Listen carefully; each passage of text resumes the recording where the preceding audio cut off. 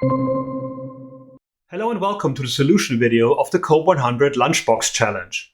This time we asked you to take a look at lunchboxes of children and analyze them. When you go through the README, you actually see that you get a JSON object with a list of food items and an array of lunchboxes of various children. The different options are sorted by fruit, vegetables, prepared foods, and so on and so forth, and the lunchboxes have the name of the children, the age, and what's in the box. Both what's in the box and the options are strings of emoji, so that's the data we had to play with here. I wanted to know from you how many children had no veggies in their lunchbox, how many children had dessert in their lunchbox, I wanted to have the names of all the children with prepared food in their lunchbox, and the average age of all the children with prepared foods. So how do you approach this? There's hundreds of ways of doing it, and you send some interesting ones in, and lots of people actually managed to solve that problem. I used Node.js, so let's take a look at that. Let's go to VS Code and take a look. What I did here was just read the data and actually parse it as JSON to make sure that I can actually do my manipulations in JavaScript on it. I then went through all the lunchboxes. You remember that these are the lunchboxes that we have here with the name, the age, and the box string. I then went through, for each of those, I actually create a new property called counted, and that is an object.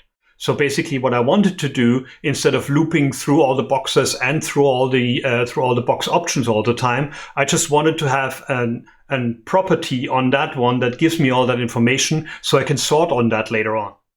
So I now go through the object keys of the box options and store them as K. So these would be like fruits, vegetables, prepared foods, and so on and so forth. And then I actually set them to 0. I say counted, for example, fruits would be 0 right now.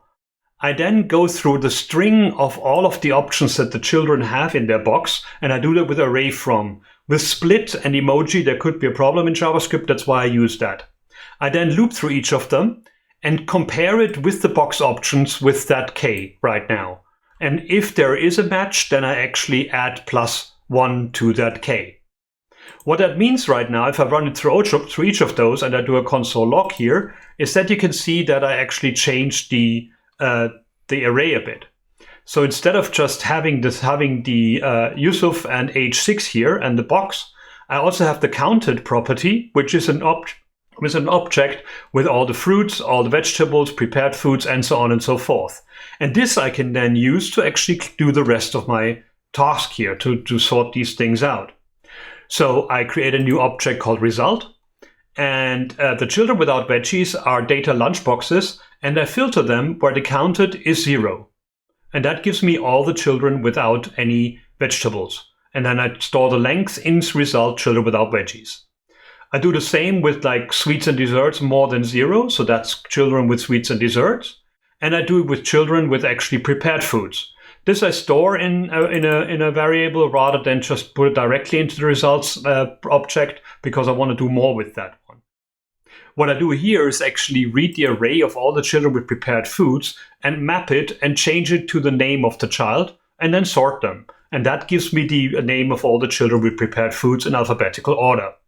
Then I also find the average age of the children with prepared food by using this accumulator here in the reduce function. And that's it. So if I console log result that out at the end, then I actually get the result that I was looking for. So children without veggies 17, children with dessert 73, names with prepared food, these names, and the average age of prepared food 6.6.